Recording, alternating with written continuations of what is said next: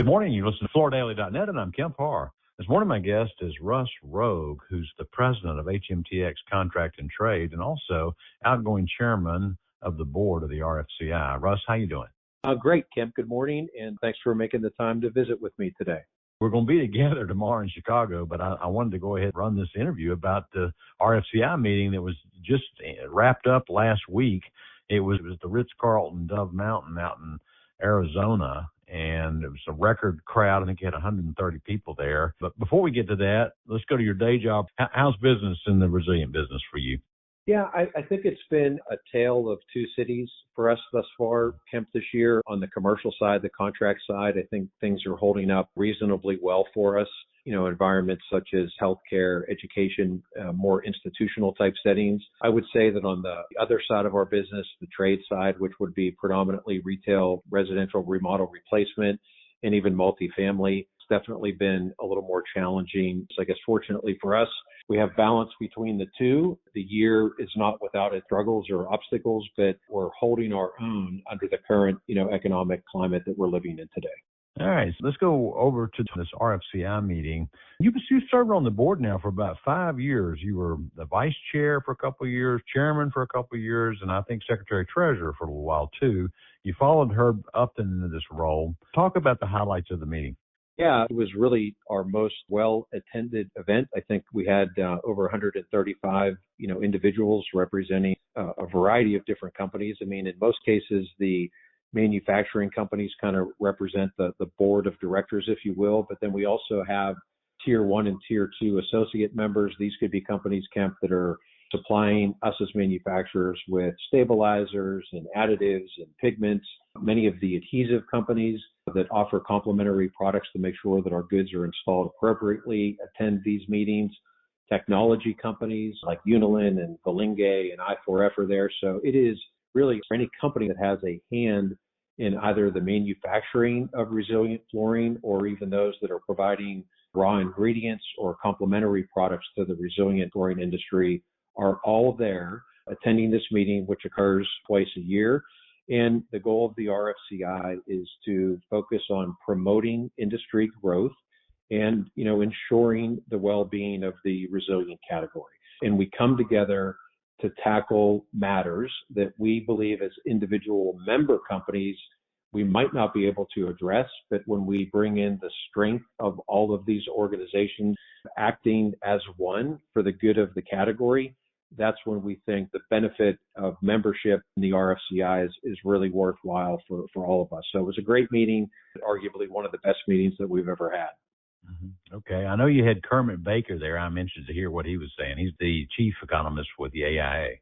Yeah, I always enjoyed listening to Dr. Kermit Baker. I think you know him well. And we had another gentleman from a service called Resi Club, which is RESI Club, a gentleman by the name of Lance Lambert. It was interesting to listen to both of those gentlemen. I mean, if I were to kind of encapsulate some of the things that were talked about, most of which unfortunately were kind of on the concerning side of the equation. One of the things that is worrisome is the slow job growth. Interest rates, particularly the 30-year mortgage rate, remains above 6%. Overall, housing affordability right now is difficult, especially for newer or younger or first-time home buyers.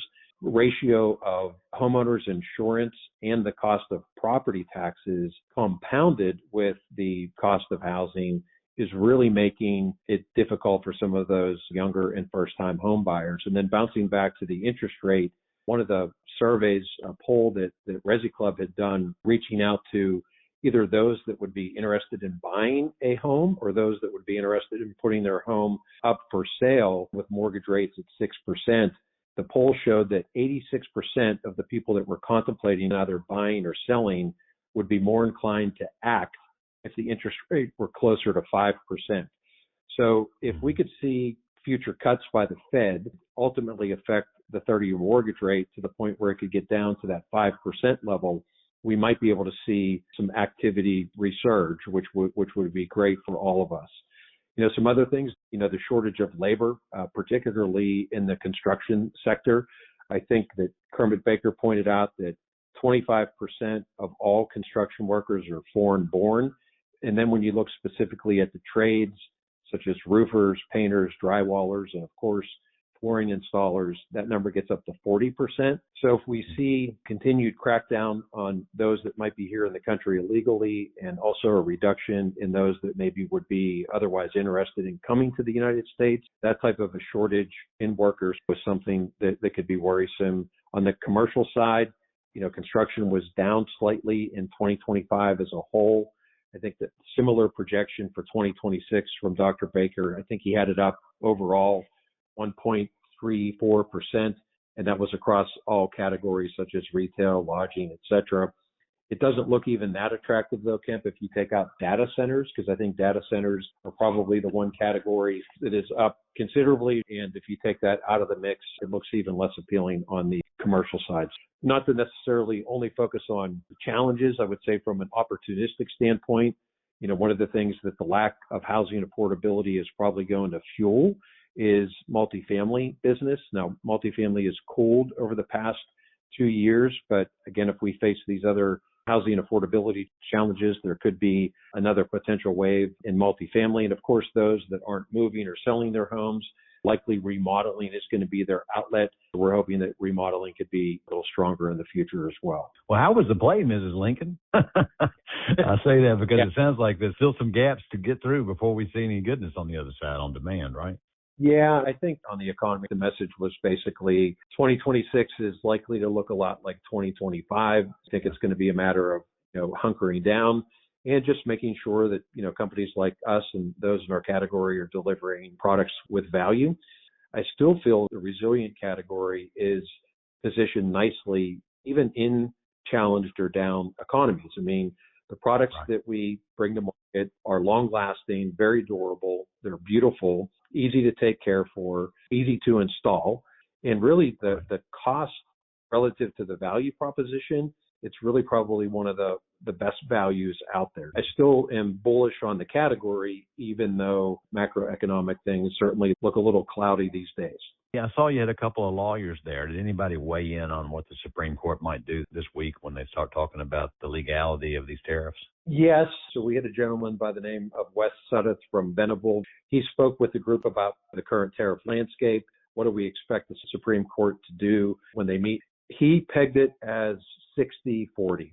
60% likely that the Supreme Court would rule against the tariffs, which would lead to a removal of those tariffs. But he was also quick to caution us from getting too excited about that outcome, only because there are other levers suggesting that there could be other codes or sections of trade law that the administration could utilize to achieve their objectives and outcomes. Still, nonetheless, be interesting to see how the Supreme Court weighs in. Yeah. Okay, Russ, you're headed off the board now. Give me a couple of the highlights of what you accomplished while you were there. Yeah, Kemp, I would comment on one thing that's been really specific and particular interest to me, as well as our owner, Harlan Stone, and that is to continue emphasizing the rigid core performance standard, which is referred to as Assure. It's been a great addition to our organization from a standard setting perspective. We as a company really ensure that every rigid core product that we bring to market is Assure certified. For a product to be considered Assure certified, it has to be 4-score certified. It has to contain no heavy metals. It has to contain no orthophthalates. It has to be manufactured by a facility or factory that gets audited and must also have all of the appropriate ISO standards from a quality control perspective. And then lastly, it has to go through a set of performance criteria, which is an ASTM standard known as ASTM F3261. So it's a great standard as it was first conceived. But what we were able to do over the past 2 years, of course, with a lot of cooperation from the member companies, is we've been able to add now a vertical deflection test to the Assure standard. So it's obviously a test intended to measure the performance properties of the strength of the groove of the product, measuring the likelihood of success, frankly, because we've had many products, unfortunately, in the category fracture, crack, break, et cetera, from heavy traffic, rolling loads, and so forth.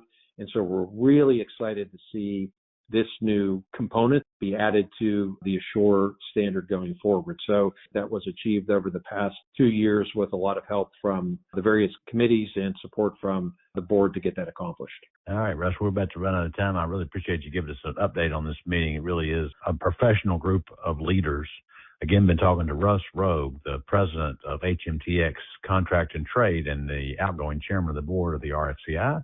And you've been listening to Kemp Harr and FloorDaily.net.